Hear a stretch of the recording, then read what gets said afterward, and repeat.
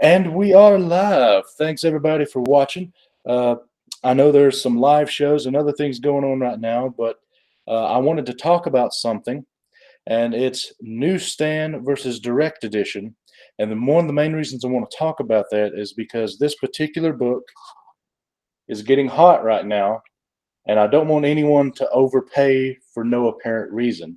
And we'll get into that exactly. And by we, I mean me and this other guy. His name's Barbarian Kungfu. Some people call him Chad. And why don't you say hello, man? Hey, what's up, y'all? I see Mr. Garrel's in here. What's up, man? Long time no see. We were Yeah, just on I a was show. in your stream that you were doing with him. Y'all did good. I didn't catch the beginning though. Oh, well, you missed the best part. It was him messing with me through the whole thing. I don't know. Your camera following was pretty funny. It's so weird, too. It's not supposed to do that. Yeah. So anyway, I'm gonna apologize for looking horrible, but I had an off day today for Good Friday and decided to do nothing. Hey, NYC's in here too. So anyway, I'm gonna start us off by explaining that the newsstand was the original way that comic books were all sold and whatnot. And so when we say newsstand, that doesn't differentiate the books for most of the history of the comic book. It's in 1979 when it started to be something different.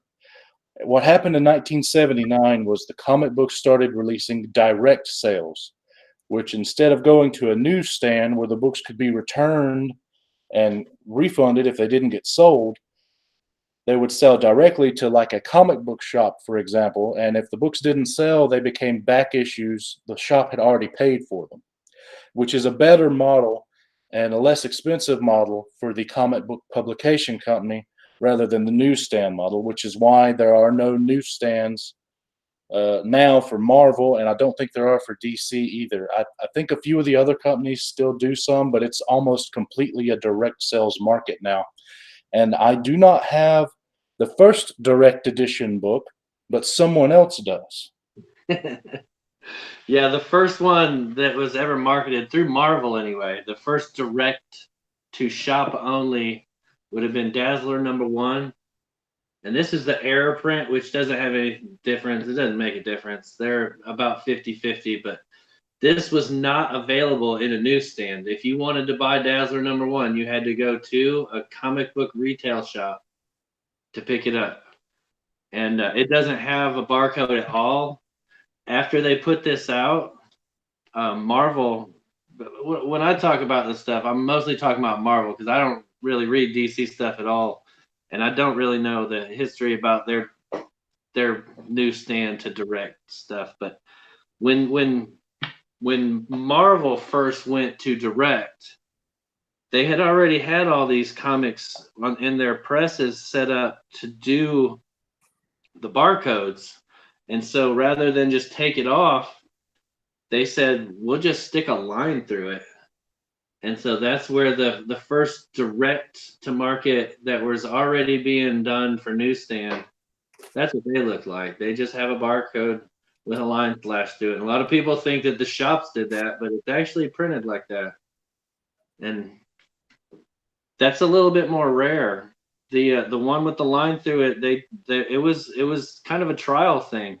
They were just experimenting really with doing it like that, and so it's a lot harder to find those like that. The ones with the line through them, they're out there. You find them all the time, but they're not as common to find as the regular newsstand ones. Mostly 1979 and 1980 are the years where that line was through them, but people didn't really like the look, which is why they stopped doing that and put like maybe an art spot in there or some words or something in the direct edition.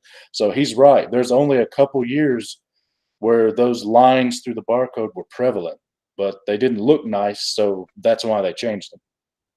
Yeah, here's another example of it.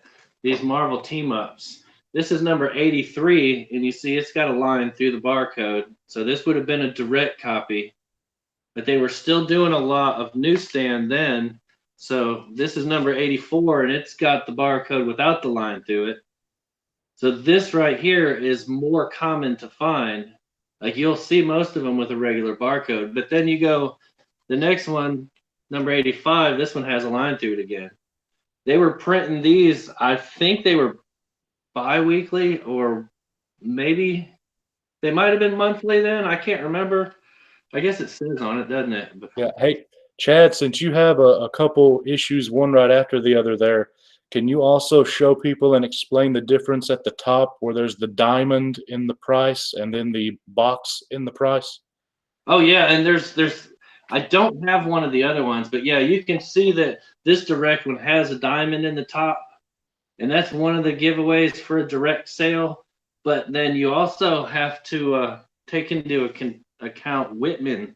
Whitman did a lot of their own prints for Marvel Comics, and they had a diamond in the top too, but they would have a regular barcode at the bottom. So that's a third one that you can find, and I don't have any of those. But And the Whitman 3-packs, I believe, is what he's yeah, referring to. When they came out, they were earlier than 1979. They came out in either 1973 or 1977, but only the Whitmans are like that. yeah, Everything else pretty much started in 1979 with a direct edition. yeah, and then this one, the newsstand one, you can see that it's got a square in the top instead, and then it's the newsstand. So you can tell through that too that you'll notice the difference in them. And a lot of people don't understand why they were different, but I don't really know why they would have spent the time to change their templates either, but they did. Yeah.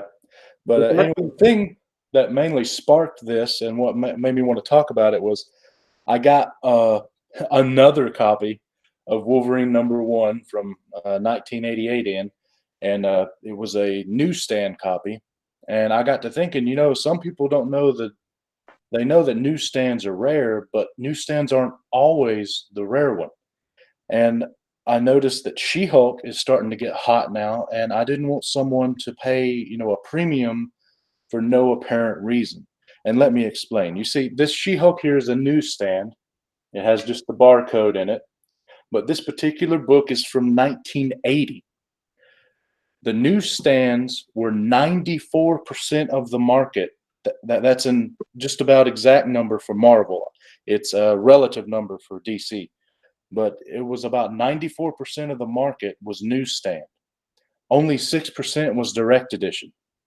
Now, newsstands were for everybody, and the direct edition was selling to people like us. So the direct editions almost all were taken care of, whereas the newsstands not. And a lot of them were returned because they didn't sell. And most of those get destroyed, some don't. So when you look on eBay, it's about 60-40 newsstand to direct edition, or 60-40 direct edition to newsstand. I forget which one, but it's almost half and half. So that's because it was 1980. The newsstand and the direct edition, there's really nowadays, because of the direct edition being taken so well care of, there's really not much of a price difference because there's about the same amount of either one. So I don't want anyone to get screwed over by someone saying this is a newsstand and charging an extra 50 or $100 for it, because you're literally paying for nothing extra because the rarity's not there. However, Wolverine #1. This came out in 1988. This is a direct edition copy because you can see by the Spider-Man right there in the barcode area. 1988, the newsstand was only about 30% of the market by then. So it was almost all direct sales in 1988.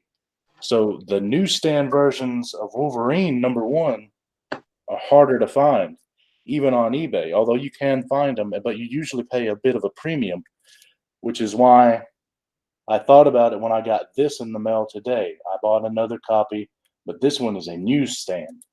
And that's what got me thinking. And just in case you're wondering for the numbers, about 1982, by the way, I judge everything by Wolverine, by the way. So 1982 is when Wolverine #1 of the limited series came out. And that one also has the diamond and then the box with the newsstand and everything. But anyway, the market was about 20% direct edition then. 1985, about 50-50. 1988, 70% direct market. You get on up into the 90s, it's even less. And in 2013 is the last time there was newsstands for Marvel, and they were, I think, less than 1% of the market, the newsstand was. So that's why if you have a book from the 90s, like Spawn, for example, those books, they printed so many of them, even a 9.8 is like $100 around there. But if you have a newsstand copy, you'll have to pay over $300-400 for that thing, because they were like 1 in 200 is the ratio, because they were so rare then, because everything was direct market. Got any Yeah, more to add on to that? we got a couple Spawn that are newsstand ones. I looked through all them boxes, I couldn't find them. I didn't put them away where they're supposed to go. Yeah. So what other examples did you have there for us? I'm more better playing off somebody. I have a couple examples of the early direct to market. These are the newsstands ones. So if you see these and you say, "Oh, well, that's a newsstand," well, it's more than likely gonna be a newsstand. The first one, this is from '79, so this would have been right when the direct market started. And this Man Thing #1 is most of them you find are gonna be newsstands. If you find a direct one, it's actually going to be a lower print. And then you move on to like this New Mutants #1, you're bound to find both of them. Like I have multiple copies of newsstands and direct markets because the ratios were so close to the same that there's no telling, you could find them all over the place of either one of them. Yeah, that the 60-cent price is around 1983. So 20% or more was the direct market then. And like I said, the direct market is so well taken care of compared to the newsstand, because direct is who we are.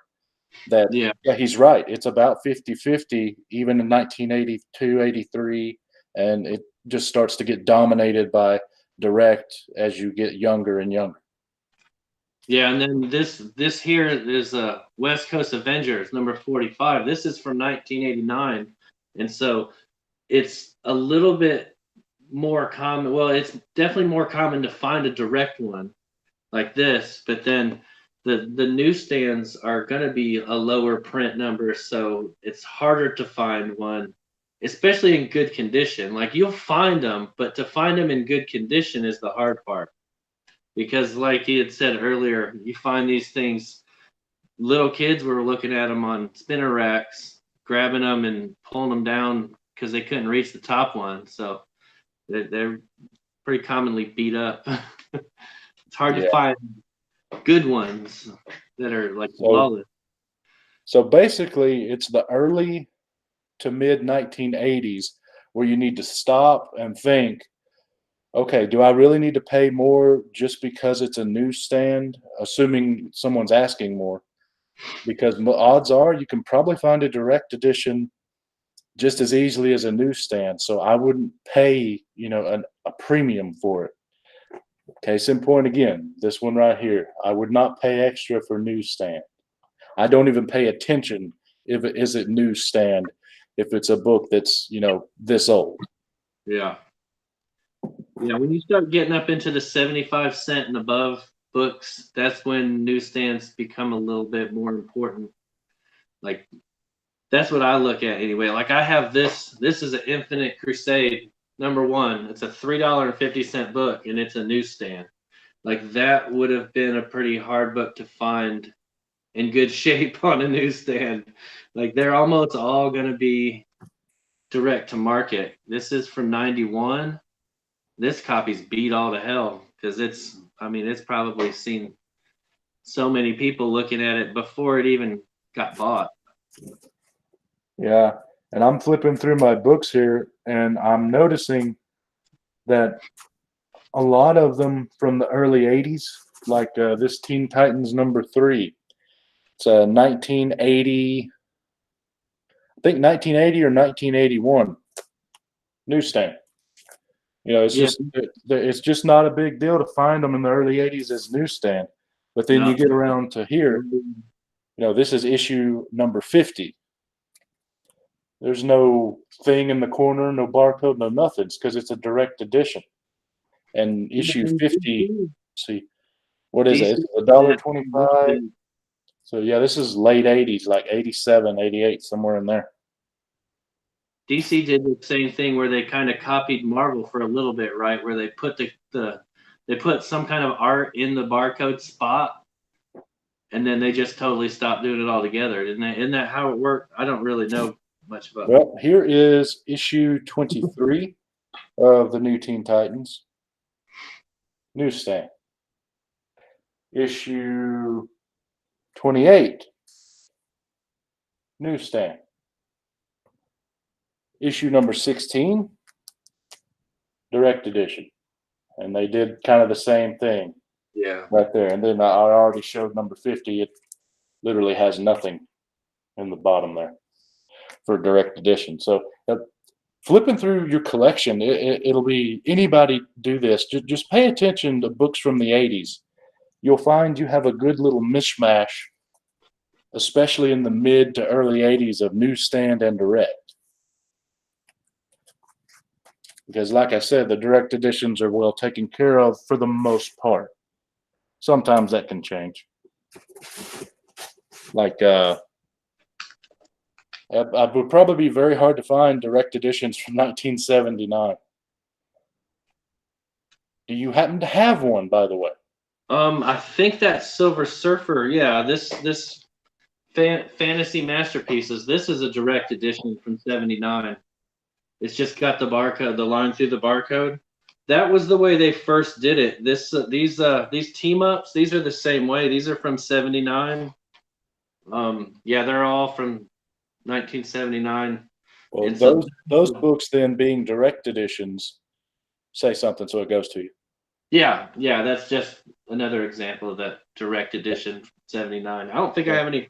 So those books would actually be worth paying a slight premium for the direct edition, not the newsstand, because of how rare they were when they just came out. And for those of you who may not have realized it, he dropped his camera for the second live show today. No, I didn't drop it. The stupid thing. It's got a suction cup, and this suction cup's just being weak. So what you're saying is you suck. Yeah, my suction sucks.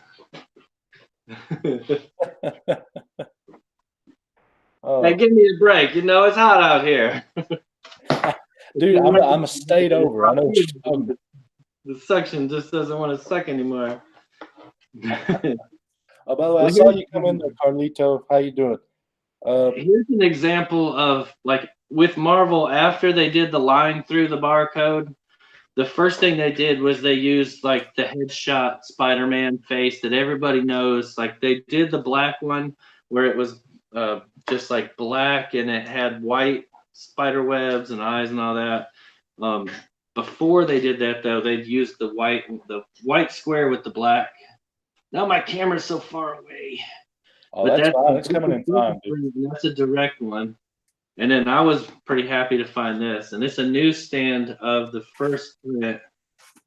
And these are from 1990. So they're not, like, the ratio isn't terribly in favor of direct, but it is enough to where I wouldn't pay a whole bunch for anything newsstand unless it was newer. Like these Wolverines here. This is from '93, I think, '92, and so these are harder to find.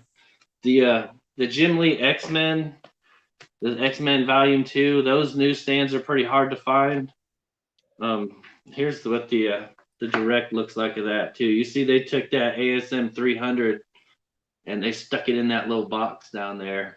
Yeah. I think that's for the anniversary. I would say about 1990, 1991 till 2013 when they stopped.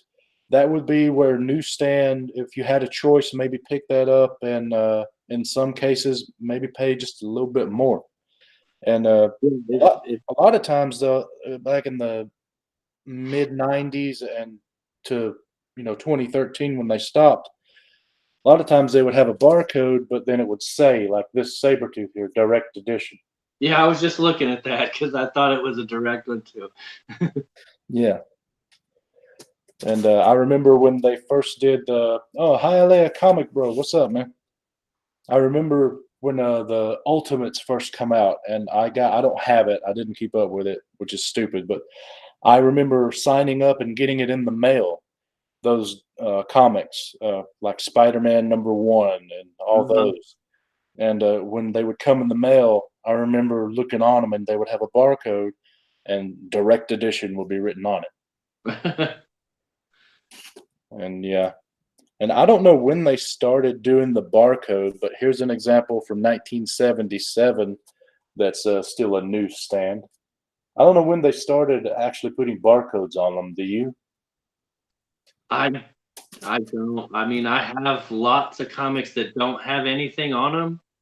I can tell you the Silver Age stuff. I don't. They don't have any. Maybe I don't know. I would have to start digging and look. Like I have that Howard the Duck run. I could go through it and see if #1 has it. If it has one, I got them right here. I can look real quick.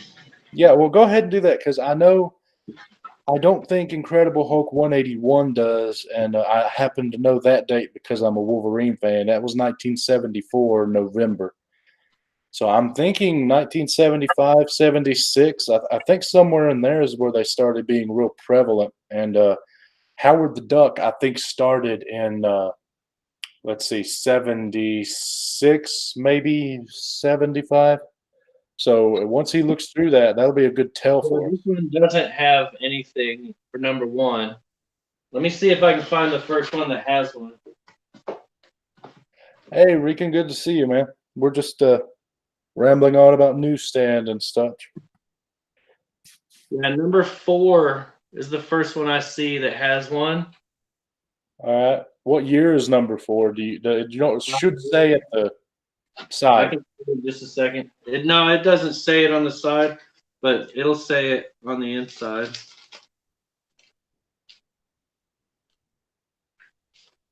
Good thing I watched that video on how to bag a comic. When I'm done, I'll be able to stick it back in there. This is 1976. Okay. So probably around 76, somewhere in there is when they started really doing the barcode. So that actually is a fairly new thing, having barcodes on comics by the time they started doing direct edition. That's kind of interesting. Yeah.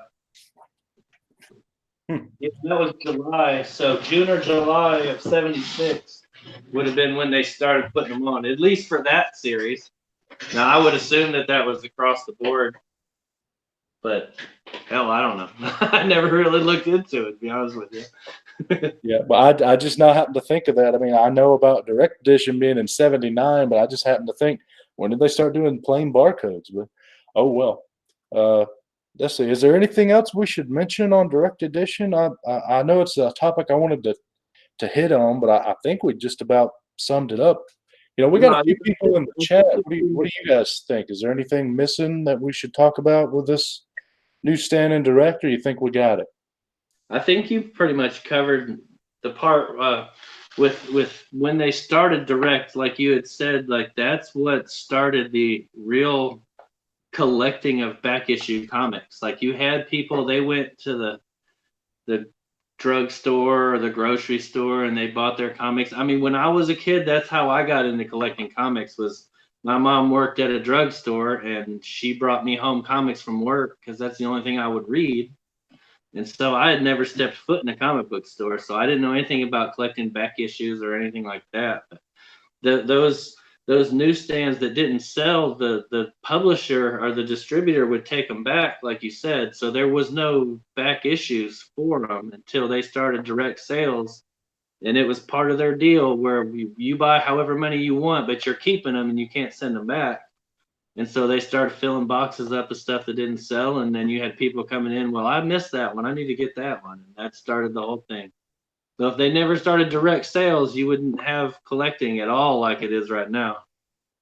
Well, if they didn't have direct sales, the '90s crash probably would have killed them off I because don't the think that direct could have sales, killed you them. know, That, it's a better model. The direct sales are because the books are already bought.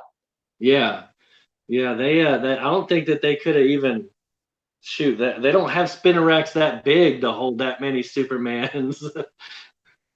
Yeah, Or that good point. X versus number one. All right. Well, I think I don't want to drag on and pull a Thanatos, say bye 47 and a half times. So, we love you, Matt. So I guess we'll just end it there. I want to. Oh, hey, Comics with Bueller. Can't stay long, but wanted to say hey. And that Barbarian guy. Love that guy. Yeah, he's pretty cool. Don't worry, Bueller. We're just now getting off here or about to sign off. So you don't have to stay long anyway. Anyway, thanks guys for watching. I hope I helped in some way. I just happened to think of it when I got that in the mail, and I know the She-Hulk's getting hot, and I just don't. I know a lot of people specifically say newsstand and like an eBay listing, and I didn't want someone to think that that was more rare for that particular book, and overpay for it or anything. That's But right. thank you, Barbarian, for joining me. Shop smart. Shop S smart. That's from the Evil Dead. Never mind. Okay. Well, we'll see you guys later, man. Peace, y'all.